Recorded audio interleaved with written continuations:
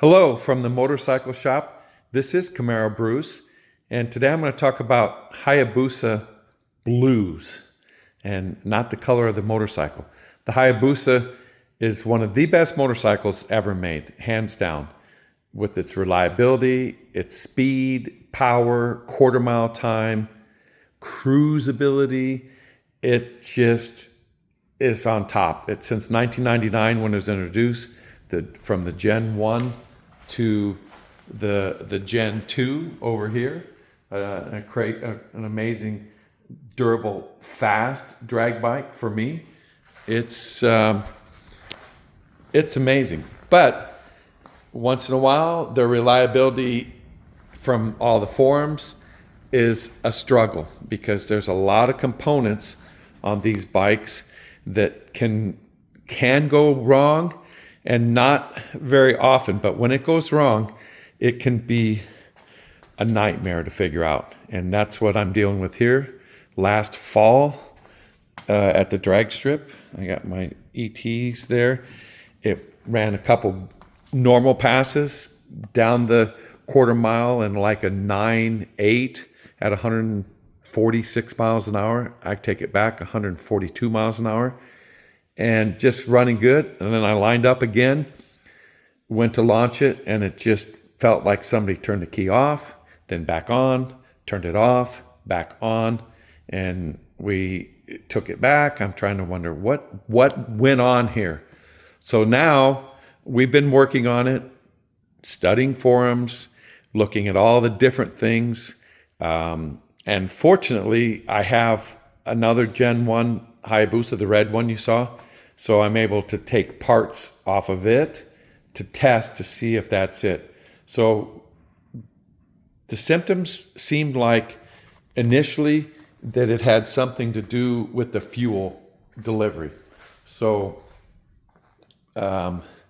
fortunately, the easiest thing for us was just to take the tank off here and put the tank on that one instead of taking the fuel pump out. And it's like, okay, this is good. This is going to be it. It wasn't. So then researching further, checking every connection to make sure that all the injectors were tight, nothing.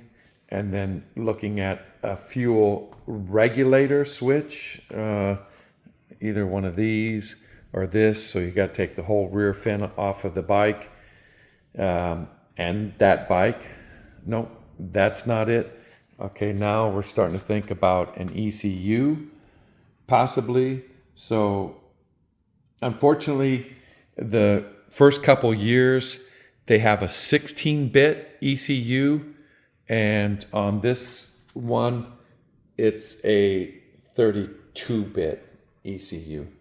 And that doesn't, you can't switch them. So, fortunately I bought an ECU online, and lo and behold, that's not the problem.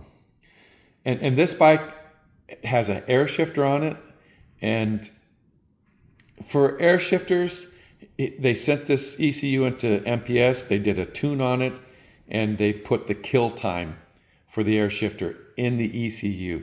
You can put two-step programmed in this ECU, but unless you have software to get into it, you're not going to be able to change it. And that's tough. And that's why on some of the other bikes, I went with the Schnitz box, and it's all plug and play. You get all the cables to plug it in. Then you can adjust kill time. You can adjust shifts. It auto shifts between each shift, different RPMs. It's a great device.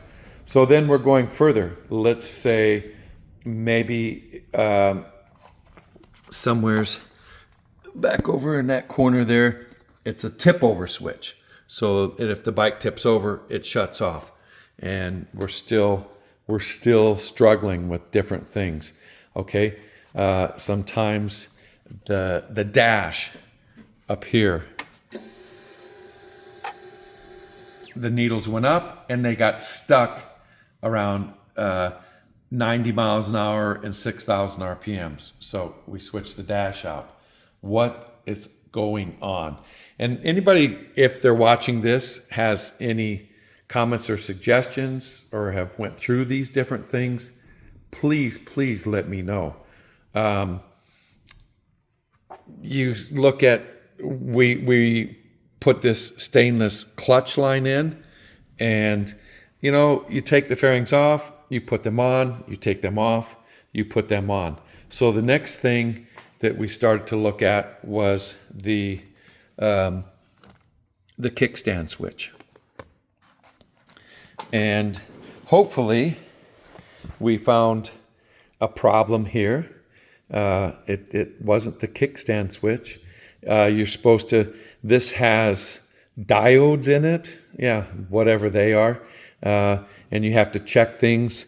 Neil is terrific with the ohm meter, the continuity meter, the voltmeter, the every meter, but this doesn't work if you have a switch that has diodes.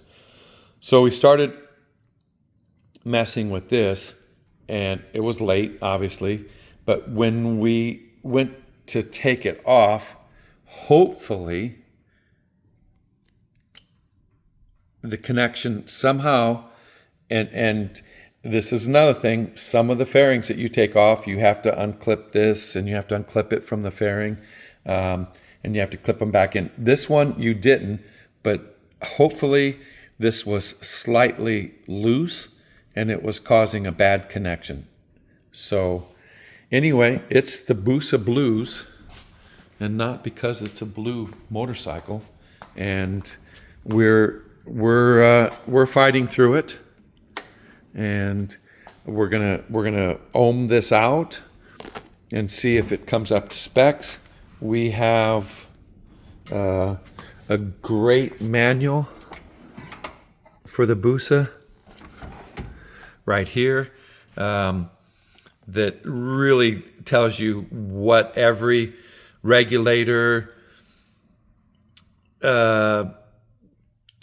on-off switches, tip switch, what they're supposed to ohm out at or have the voltage. This is a really go-to book, and wiring diagrams, all the specs. It's a Bible for us when we want to use, when we want to troubleshoot it. I had this bike for 4 years. It literally worked flawless for the whole 4 years. Just ran down the drag strip, the quarter mile, the eighth mile, just get consistent times. We did put an APE clutch basket in it, and it is stretched with the air shifter. It's an amazing bike, and it has been dealing us a fit. So I'm going to close with that. Anybody watching, if they've had these problems and they've resolved them similar, please leave a comment and let me know. Camaro Bruce, Busa Blues. Hopefully we're going to come to an end. If we do, I'll make another video, and it'll be the Busa celebration. See ya.